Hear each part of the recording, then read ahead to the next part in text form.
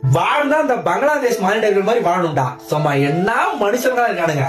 அதாவது இந்த பங்களாதேஷோட பச்சை மண்ணுங்க இருக்கானுங்கல்ல, ஒரு எறும்பு போனா கூட அந்த எறும்பை மிதிக்காம அப்படியே ஜம்ப் அடிச்சு போவானுங்க.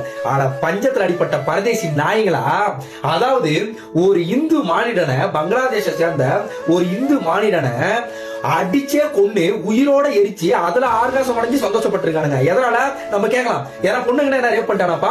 இல்ல யாரா குழந்தைய அபியூஸ் பண்ணிட்டானா? அதுவும் கிடையாது. அப்ப எதனாலப்பா?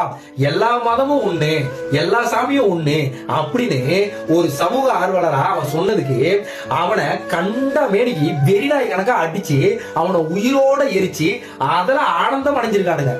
அதாவது இவனுங்க கொடூரமா அடிச்சு எரிக்கப்பட்டவரோட பெயர் என்னன்னா திப்பு சந்திரதாஸ். இவரு ஒரு இந்து மதத்தை சேர்ந்தவர். இவர் இந்து மதத்தை சேர்ந்ததுனால அடுத்த மதத்தை அவர் தப்பா பேசல, ஓகேவா? ஒரு மதத்தை குறிப்பிட்டோ இல்ல ஒருத்தரை தாக்கியோ அவர் எதுவும் பேசல. அவர் என்ன பேசியிருக்காரு? எல்லா சாமியும் ஒண்ணு, எல்லா மதமும் ஒண்ணு அப்படின்ற அடிப்படையில இந்த தற்குறி நாய்களுக்கு புரிய வச்சிருக்காரு. ஆனா இது கூட தெரியாத தற்குறிங்க அவரை பப்ளிக்ல கண்ட மேனிக்கு அடிச்சு, அதாவது அவரை உயிரோட எரிச்சு மரத்துல தொங்க விட்டுருக்கானுங்க. அப்ப எந்த அளவுக்கு ஒரு மனிதாபிமானமே இல்லாத மிருகங்களா இவங்க இருக்கானுங்கன்றத பாத்துக்க. இவனுங்க யாருன்னா தமிழ்நாடுக்குள்ள வந்தானுங்கன்னா தண்ணியில விட்டு தத்தளிக்க விடுங்க, அதாவது அமிக்கியே சாவடிச்சிருந்தவங்க அவனுங்கெல்லாம். எவ்வளவு ஒரு கொடூரம் தெரியுமா? அதாவது இப்ப அவங்களுடைய குடும்பத்தை யாரு பாப்பா?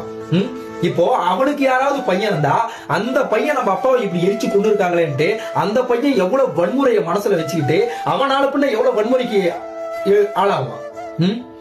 அட போங்கடா டேய்.